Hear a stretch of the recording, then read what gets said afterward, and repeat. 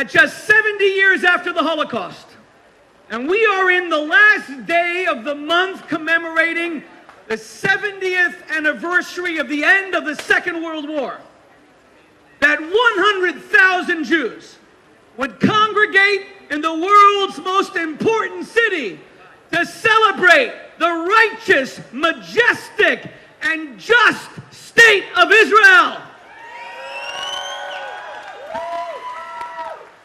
Who would have thought that even the crematoria of Auschwitz could never have extinguished the flame of the Jewish soul?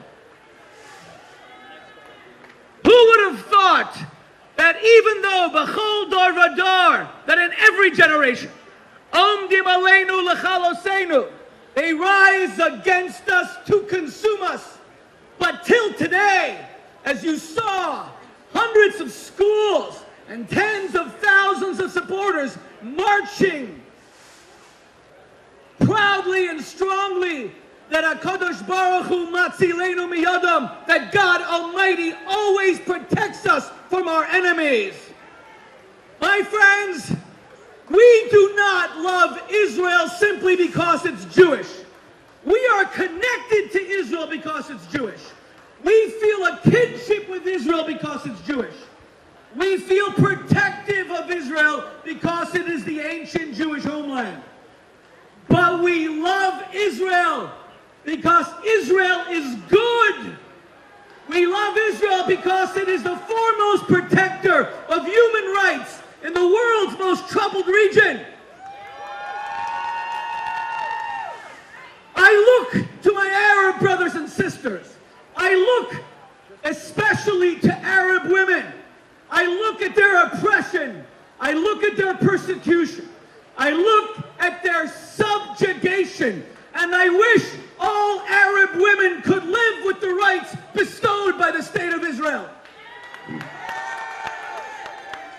I look at my Arab brothers and sisters living among Israel's neighbors, subject to tyranny, citizens of dictatorships, unable to read the truth in a single newspaper, terrified to go out and protest their government, afraid to speak out against the autocrat who may be ruling their government.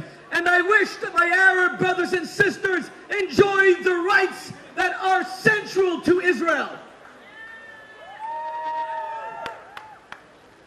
There is a war going on, my friends. There is a battle for the future of the Jewish state. And each and every one of you is a soldier in that fight. Now is not the time for indifference. Now is not the time for complacency. And now is not the time to rest on our laurels. Like Yehuda HaMaccabee who preceded us. Like Mordechai Anolovich who fought in the Warsaw Ghetto. Like Peter Bergson who alerted the American Jewish community to the decimation of 10,000 Jews per day.